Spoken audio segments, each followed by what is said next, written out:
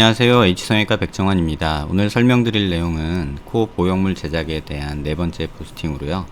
실제 환자 CT에서 코 보형물이 어떤 식으로 제작되는지에 대해서 설명드리고자 합니다. CT 이미지에서 이렇게 피부, 뼈, 에어웨이 이렇게 우리가 세 가지를 세그멘테이션, 분할이라는 과정을 통해서 이렇게 3차원적으로 만들 수가 있습니다. 이렇게 만들어진 영상을 3차원적으로 재구성을 다시 해보면 이렇게 어퍼라테랄 카틀리지와 로어라테랄 카틀리지의 음영이 에어웨이를 통해서 나타나게 되고요. 마킹을 통해서 이렇게 마킹을 하고 연골 두께만큼 이렇게 두께를 줘서 모델링을 하면 이렇게 실제 수술 환자와 거의 유사한 실제 연골의 모습을 우리가 컴퓨터로 3차원적으로 재구성을 할 수가 있습니다. 이렇게 3차원적으로 재구성한 이미지를 통해서 실제 환자 보형물을 제작하게 되는데요. 또 다른 예를 통해서 보시면 이렇게 어퍼라테랄 카틀리지와 로라테랄 카틀리지를 모델링 CT 세그멘테이션을 통해서 우리가 얻을 수 있고요. 실제 환자의 모습과 모델링 세그멘테이션을 통한 이런 모습이 큰 차이가 없이 만들어짐을 볼 수 있습니다. 이렇게 만들어진 코뼈와 코 연골, 어퍼라테랄 카틀리지, 로라테랄 카틀리지 연골 표면을 이렇게 표면을 따면 보형물이 놓일 위치에 이렇게 바닥에 3차원적인 형상을 구현할 수 있고요. 그 형상을 바닥 기초로 해서 이렇게 보형물의 높이를 어느 정도 둘지를 정하게 됩니다. 이렇게 정해진 높이가 실제 환자의 피부 두께와 보형물의 높이가 어느 정도 들어갔을 때 변화된 양을 각각 자동화해서 만들게 되고요. 이렇게 각 레이어별로 작게는 20개, 크게는 30개 정도 이렇게 보형물의 높이를 디자인을 하게 됩니다. 이렇게 디자인을 해서 볼륨을 주면 3차원적으로 재구성된 보형물이 디자인이 되게 됩니다. 이렇게 만들어진 보형물은 실제 코의 연골면과 뼈 바닥면에 완전히 밀착되게 되고 피부 두께를 고려한 높이마저 정확하게 일치하게 돼서 실제 수술 전에 환자 사진이나 영상을 통해서 수술 목표를 정한다면 콧등이 얼만큼 높아지고 매부리 쪽이 얼만큼 높아지고 또 스프라티브 에어리어 위쪽이 얼만큼 높아질지를 결정하게 되면 그 결정한 높이대로 보형물을 디자인할 수 있다는 장점이 있습니다. 또한 이런 코 연골면 바닥과 뼈 바닥면에서 보형물이 들뜨지 않음으로 인해서 이 면이 정확히 밀착돼서 보형물이 이탈하거나 또는 들뜸으로 인해서 생기는 피가 고인다던가 또는 구축이 발생한다던가 하는 염증이 발생한다던가 하는 그런 부작용을 최소화할 수 있는 이러한 환자 맞춤형 3차원 입체 보형물이 만들어질 수 있습니다. 현재 이와 같은 방법으로 3차원 환자 맞춤형 포 보형물에 대한 디자인과 제작 방법에 대해서 개발이 완료된 상태고요. 수술 중에 잠시 넣어보는 보형물, 임시 측정자로서 허가를 받아서 몇몇 환자를 통해서 임상 고도화를 진행하고 있는 중입니다. 그래서 코끝 연골이 변화되는 코끝 수술에도 적절히 대응할 수 있도록 모델링 수정 과정을 조금 더 다듬고 있는 과정이고요. 아마 연말이나 내년 초쯤이면 식약청 정식 허가를 받아서 일반 시술에 활용할 수 있는 그런 보형물로 판매가 될 수 있을 듯 합니다. 이러한 과정들이 어떤 의미를 갖느냐, 많은 선생님들께서는 굳이 이렇게까지 해야 되느냐, 수술하면서 내가 깎는 게 훨씬 더 정확하고 빠르다 라고 말씀하실 수도 있습니다. 다만 코 수술을 많이 경험해보지 못한 선생님이나 또는 기존의 수술 방법에서 여러 부작용을 겪었던 그런 환자분들께는 적절한 해결책이 될 수 있고 부작용을 최소화할 수 있는 그런 방법이 아닐까 합니다. 기술은 항상 발전하고 의학은 굉장히 보수적으로 발전하는 경향이 있습니다. 많은 선배 의사님들이 굳이 이렇게 어렵게까지 만들어서 써야 되느냐 하실 수도 있지만 이러한 것들이 조금 더 자동화되고 컴퓨터 시뮬레이션이나 CT 데이터가 조금 더 이미지 퀄리티가 향상이 된다면 불과 수초 만에 이러한 보형물 제작을 할 수 있고 이러한 제작은 실제 수술 시간의 단축과 수술 정확도를 높이고 부작용을 줄일 수 있는 장점이 있다고 생각됩니다.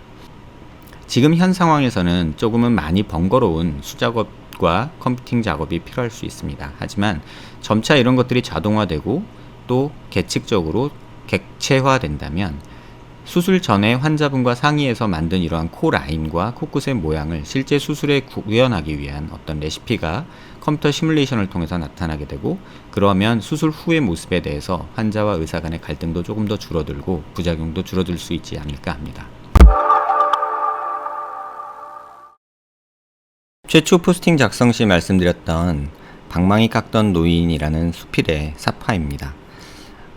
글 속에서 윤호영 작가님이 그리고자 하셨던 모습은 다소 세상하고 등지고 열심히 본인의 하던 일에 영혼과 혼을 담아서 이렇게 고집스럽게 방망이를 깎던 장인의 모습을 그렸던 수필로 기억이 됩니다. 이 수필이 제게 가져다 준 의미는 사실 어린 시절 레지던트 시절에 코 보형물을 깎을 때 느꼈던 점입니다. 성형수술이라는 것이 굉장히 장인이 하는 일 같다. 굉장히 경험이 많이 들어가고 정성이 들어가서 예쁘게 깎아야 코 보형물도 환자한테 굉장히 잘 맞고 아름다운 코 모양을 만들 수가 있구나. 이런 생각을 했던 적이 있습니다.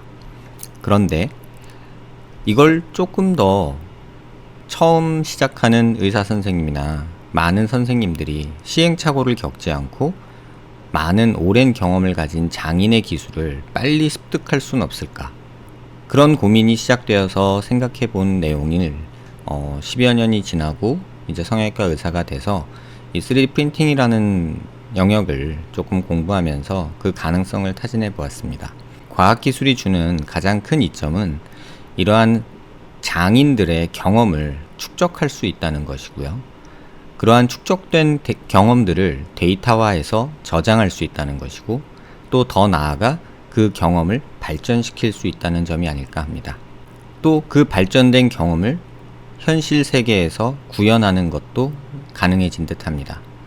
이러한 맥락에서 현재 우리에게 많이 회자되고 있는 3D 프린팅 또는 인공지능 이런 것들이 기술적으로 등장을 하게 됐고요.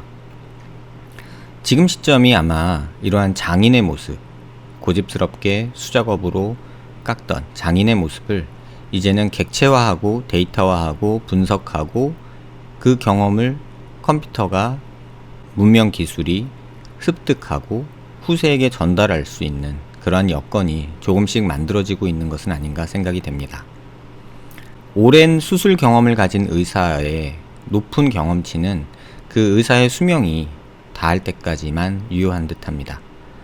많은 대가 선생님들께서 나이가 들어서 노쇠하시고 체력적으로 또는 눈이나 손이 예전 같지 않고, 그래서 결국 그 많은 경험을 후학에게 전달하고자 하지만 지금까지는 직접 손으로 가르쳐주는 도제식 방식이나 또는 텍스트화되는 이미지, 교과서라고 불리는, 논문이라고 불리는 그러한 텍스트화된 이미지로만 후대에게 전달이 됐다는 듯합니다.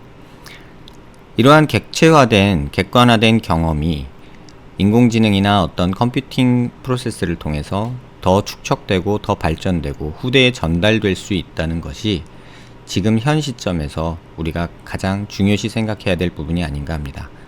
코 성형수술 분야로 단순히 처음 시도해 보고 있고, 앞으로 더욱 발전시켜 나가고 발전하는 기술에 맞춰서 이 분야를 발전시키고자 합니다.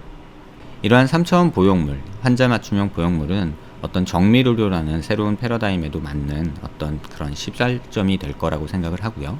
이러한 보형물 제작 기법이 기타 다른 여러 안면 부위 성형에 응용될 수 있기를 희망합니다. 코 성형 수술에 대해서 관심 있는 분들의 많은 관심 부탁드리고요. 조만간에 실제 임상 케이스를 통해서 확인한 이러한 고보형물의 수술 결과에 대해서도 포스팅해 드리도록 하겠습니다. 감사합니다.